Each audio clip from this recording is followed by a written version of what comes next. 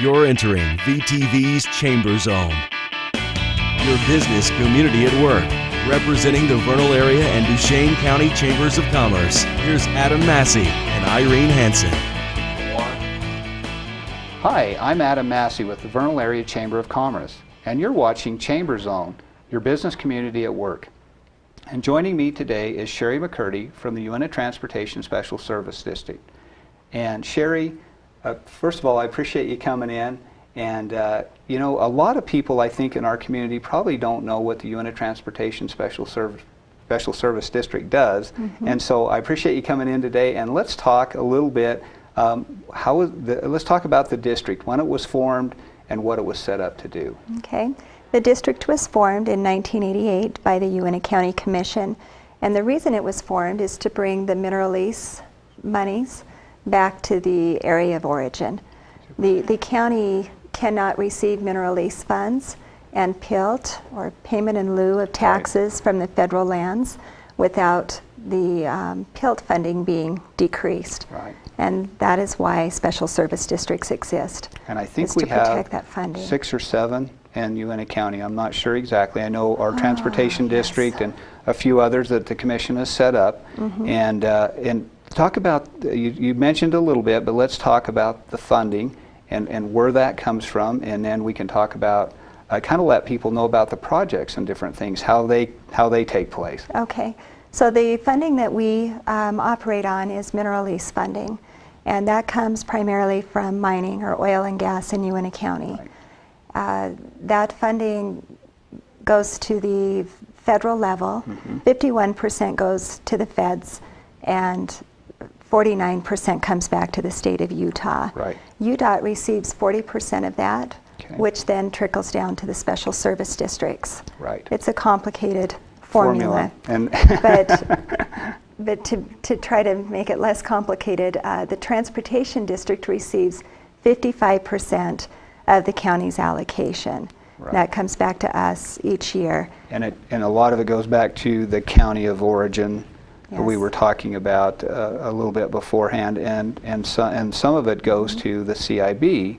So when people hear, you know, mm-hmm, the CIB, Community Impact Board, and they wonder, well, how do they get money to do the things that they do? Mm-hmm. The mineral lease trickles down to them also, which is a large amount of money. Yes, they get the lion's share of the state pot of money. Right. And then entities such as the Transportation District, Uinta County, mm-hmm, they can go and apply for grants and loans. Sure. Through the CIB. And one thing with the CIB too that I think it's important for people to know is some of the counties that maybe don't have a lot of mineral production or mining can still go to the CIB board and get that.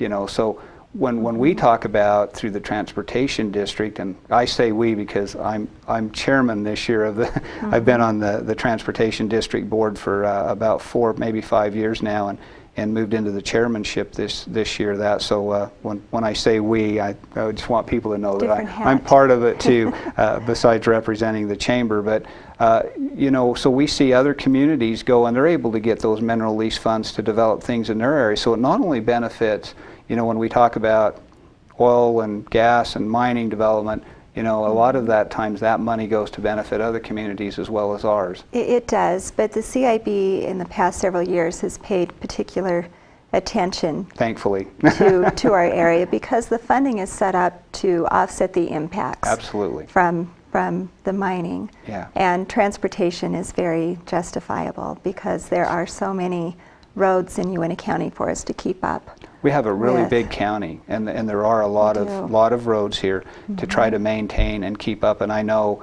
when you talk with other counties around the state, that is one of the biggest budget items for them, is just trying to maintain their roads and keep everything up to grade. And it's a huge cost. It is. We have over 600 miles of paved roads, yeah, in the county, and so it's a huge challenge to keep up with that. Sure. And maybe this would be a good time to talk about one of our bigger projects each year being the asphalt management project. Right. Traditionally, we would chip seal, and we'd usually get about 100 miles of roads, mm-hmm, in the county. This year we've changed that, and we're trying some different methods. Crack seal, chip seal, a GSB 88, which is an oil sealant, to try to stretch the dollars because Absolutely. we're adding new pavement to our roadway system constantly. Yeah. Seepridge Road, 44 miles of example. road that we're now charged with maintaining. Yeah, and it's So- not only building the projects. If you're building new roads, it's how do we maintain them once we get them built and keep them up to the standards that we've set when we build them. And so Yeah. it's a challenge to stretch the dollars. And let's talk about the projects and how they're brought forward and how we choose different projects to do. That's a great question. So each year, the Uintah County Commission solicits to the cities, Ballard, Naples, Vernal City. and Vernal City, thank you, lose my train of thought, for project applications. And so the cities submit to the County Commission, and then the County Commission has their own list of projects as well, Right. and they prioritize that list and they bring those to the Transportation District Board. Right. And then we look at those and analyze them based on need and opinion, but also on budget. Sure. You know, budget is very important, and each year we receive somewhere between $14.5 million to $17-18 million worth Right. of funding, depending on the year.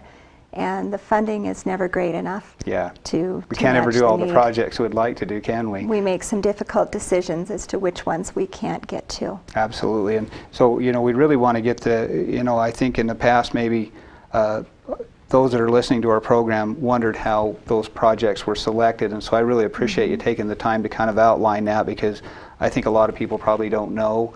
The county prioritizes those, brings them to us, just like you said, and then we look at them, and it always falls within budget constraints, and so that's the one thing we always have to work with. Yeah. Well, the first part of our show is over, and we'll be back in just a few minutes to highlight a little bit more information about the Uintah Transportation Special Service District. Almost 45% of the oil produced in Utah, 7.8 million barrels, comes from Duchesne County.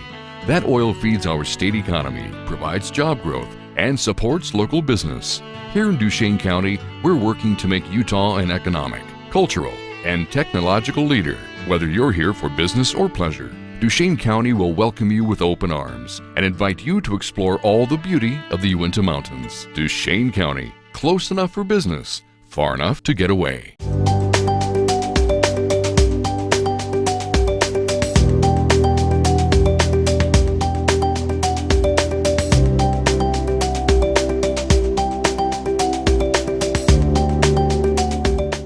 Welcome back to Chamber Zone, your business community at work. And my guest today is Sherry McCurdy, the Executive Director from the Uintah Transportation Special Service District. Sherry, in the first half of the program, we talked about what the district, Uintah Transportation Special Service District is, and what they do, and where the funding comes from, and how projects are selected. And you touched on the asphalt management projects that we do each year.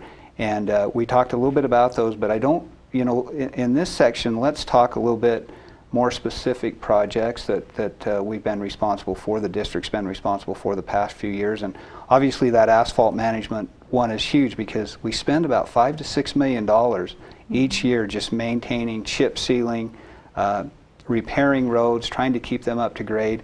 And why don't you talk a little bit about how that extends the life of those roads? Yeah, so each year we try to get to at least 100 miles of road. And the plan is if we can hit 100 miles of road, then we're able to get to each one of those roadways every 5 to 6 years. Sure. Because a chip seal, for example, will extend the life of the road 5 to 7 years, Wow. depending on the traffic. That's huge. And it's, inexpensive Yeah. compared to letting those roads get to the point of needing a reconstruction, which Right. is somewhere between $1.5 million to $2 million a mile. Per mile. So, yeah, yes. that's obviously, it absolutely saves you money, extends the life of the roads, and so we know it's an inconvenience for people It in the is an summertime. inconvenience. And I always say, we always like nice roads to drive on, but we don't like going through the road construction, and that's obviously part of what we have to do to keep them maintained. It's a huge inconvenience, and the weather this year has not helped Yeah. us, but it really is the best use of the funding that we could possibly do to extend the life of those roads. Absolutely. And let's touch a little bit, maybe just some highlights. We've done some pretty big projects. Some are pretty much known around the state when you talk about Seepridge Road, and you touched on that in the first half of our segment, 44 miles of brand new road developed out down to the Uintah County, Grand County border. Maybe talk a little bit Right. about that project. Right. So that's an extension of the Ouray Road. And we broke that down into 10 segments, and by the end of September we will have paved those 10 segments, 44 miles of roadway. Yeah. That's been a huge project for the district, and breaking that down was great. It would have taken us years with the $16 million a year that we receive, because you take off $5 or $6 million to do asphalt management. So this is where CIB comes into in, place. yeah. And we're able to go and request grants and loans for that. And they were very good to us. They realize that this is an area of mining, and that improving the transportation in that area helps improve the funding, Yeah. and it just builds everything, really. Puts money back in the pot. And you know, we recently, you participated when we had our Utah State Chamber Summer Conference here the end of July, and we had 25 different chambers of commerce here. And I asked you to come out with us, and Commissioner McKee also, and talk about Seepridge Road, because part of our tour was on Seepridge Road as we went out to Red Leaf Resources and seen their process, and over to Anadarko and out by U.S. Oil Sands, and you know, just to see what has happened in that area since Seepridge Road has started and being built, and by the time this particular program airs, will almost be finished. We're hoping with segment 10. But you look at all the development that's went on out there that in turn brings more mineral lease back to our transportation district, and not only us, but the county and the state of Utah as a whole, and the federal government. And so that project of building Seepridge Road is, I know I heard Senator Van Tassel mention at one time that he could put $500 million worth of development out there since that road has been built. And you know, our cost there was I think about $86 million or something on that road. But you look at, it's not what we spend, but what it's gonna bring back to the community. Development. Yeah. It is, and we work to partner with DWR. We build animal crossings there to mitigate that. There were so many studies. We couldn't work during the elk calving period and the winter range periods to protect the animals. So while development is going on in that area, I want to make it very clear that we worked with those agencies. Absolutely. So that we could reduce the impact in the area as well. Absolutely. Very important. It's been a great project, one that we're very proud of, and maybe highlight a few others that might stick out in your mind that we've done recently. Some of my favorites, Main Street and Aggie Boulevard. Yeah. That was a big Great project at project. the time, about Yep. $8 million. Took us several years to get through that, but that's been a great asset to the community and helped the traffic flow in the area, Yeah. pulling pressure off at both 1500 West and 2500 West.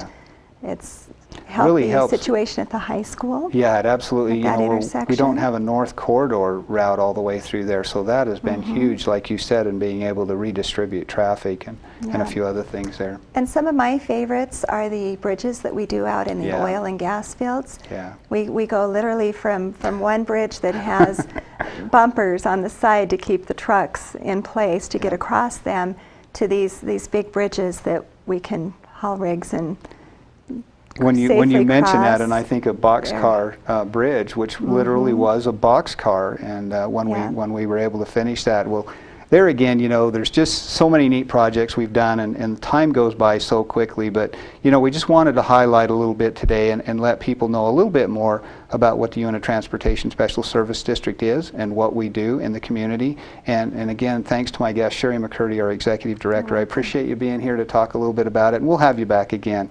Everybody, we appreciate it. Thank you for joining us, and we'll see you right here next time on VTV Channel 6 and Chamber Zone. Thank you.